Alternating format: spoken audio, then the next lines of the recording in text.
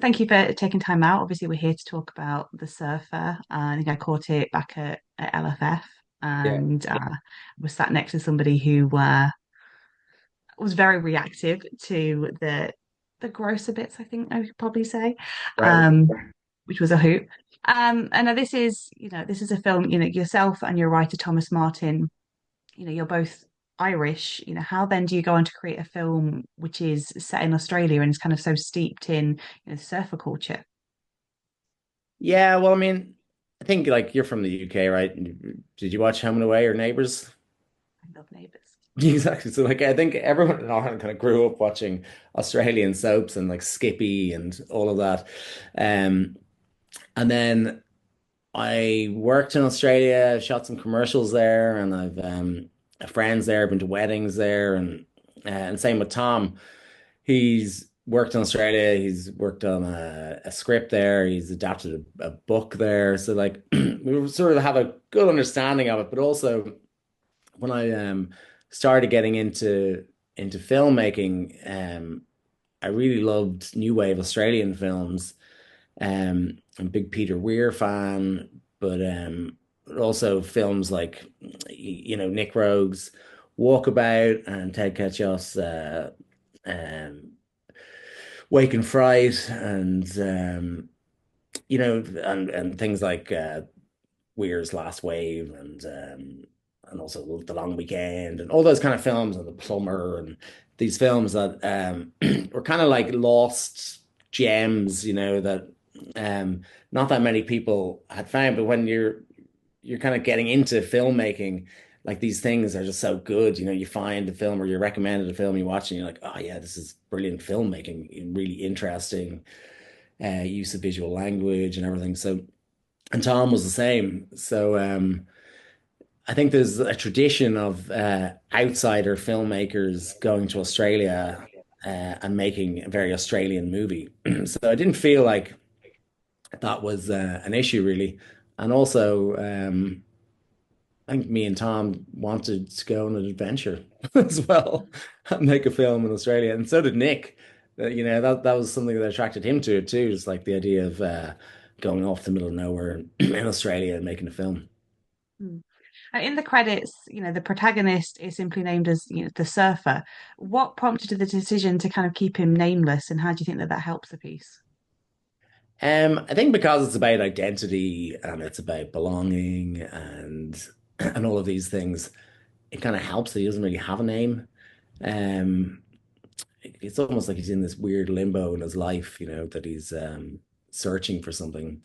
Um, and I think that helps amplify his the existential elements that are in the film. Um, I know Tom was also influenced by John Cheever's story, The Swimmer, which has I don't think Burt Lancaster's character had a name. Maybe he did, I can't remember. But yeah.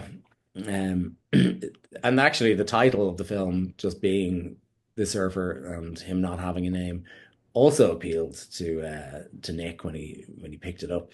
And we had like the cop, the bum, the surfer, um work. Yeah. And obviously, the surfer's ordeal is written into the script. But Nick Cage has been perfectly cast in the role. I know he's a very dedicated performer. Was there anything that he kind of brought to the table that you hadn't previously considered and then ended up sort of making it into the film? Um, yeah, like there's a couple of small things here and there. Like a lot of the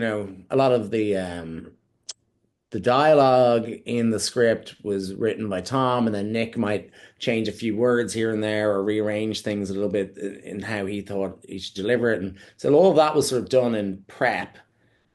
So when we went to shoot, there was very little improv, really. I mean, there was a scene where he's walking around the car park completely delirious, and I think in the script it was just described that he was walking around saying, "Have you seen my broker?" and then mumbling incoherently, and then Nick ran with that and said, he'll just come up with stuff, and I was like, "Perfect, go for it."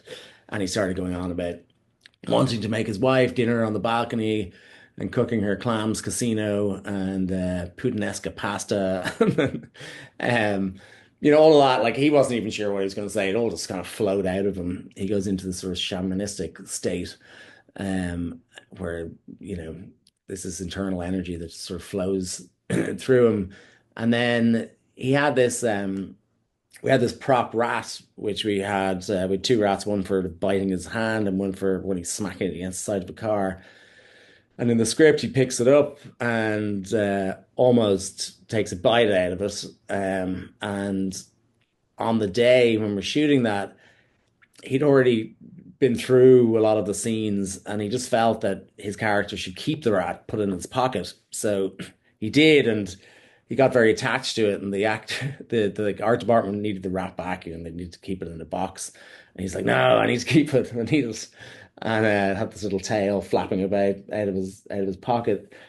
And it wasn't until I think the next day he'd formed a plan. He wasn't sure what exactly he wanted to do, but he was making this link between the movie Sabrina, with Audrey Hepburn and Humphrey Bogart, and our film, where in Sabrina, Humphrey Bogart takes an olive and shoves it in another guy's mouth and says, "Eat it." And he wanted to take this rat as an ode to Billy Wilder and shove it into this character Pitbull's mouth later in the film and say, "Eat it, eat the rat."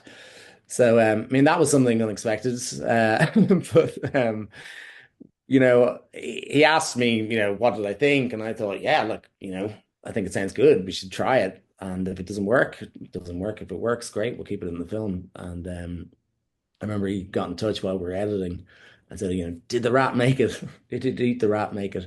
And I was like, yes, it's in the film. And he was delighted. So it became a bit of a Yeah. classic line. Yeah, I mean it's going to be like another one in his like his pantheon, isn't it? It's Mm. another, put the bunny in the box and all that thing. He likes, manipulating animals. I think something that I really enjoyed about the film is kind of the sweaty oppression of the heat. I mean, I think heat is that element that is so tricky to capture on screen. Mm. How did you guys go about it? Because I mean, I was sat there with a full bottle of water next to me and I was still thirsty. Yeah. Yeah, it was always going to be a challenge because it was in the script that it gets hotter and hotter and he's looking for Shell, he gets into the car, the bum's car and all that kind of stuff. And so really it's like color plays a massive role in your interpretation of heat. So like we use a lot of warm colors, rusty reds, red, oranges, yellows, and kind of contrasted that with this turquoise blue sea.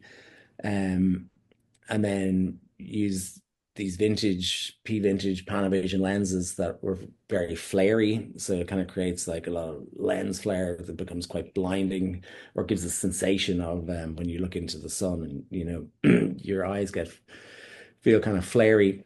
And used flame bars under the camera to create heat distortion. I used perspex mirrors to like shoot into and then bend and distort the image. And yeah, like I think that the other thing was like sweat.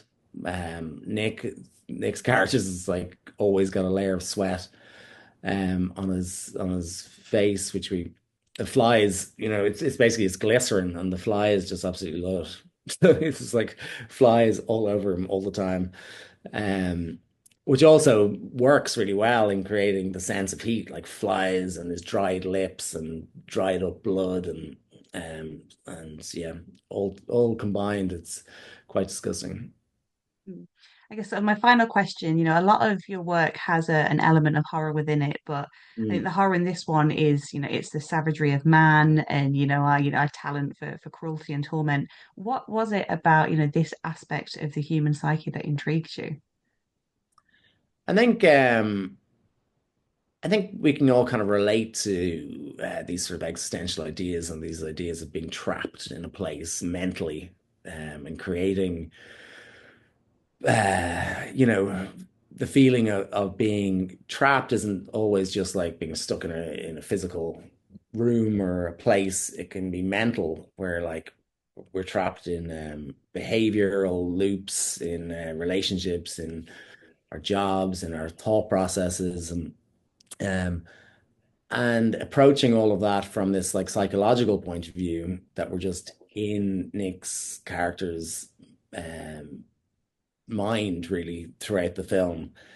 It was really intriguing as to how we could I could make the audience feel as he feels basically throughout the film. And when he's unsure of his own identity, the audience is unsure of Nick's character's identity, you know, and to create this weird limbo space where we can kind of explore these ideas around identity, masculinity in crisis, or rebirth, across the Christmas period leading up to, you know, which is very Australian as well, you know.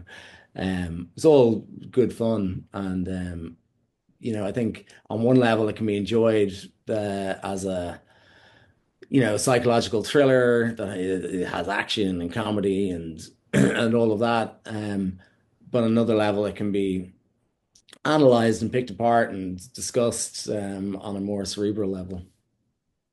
It's a great film, and I was going to say, thank you for the film and for offering another alternative Christmas film because Yeah. we always need more of them. Yeah. Thanks very much.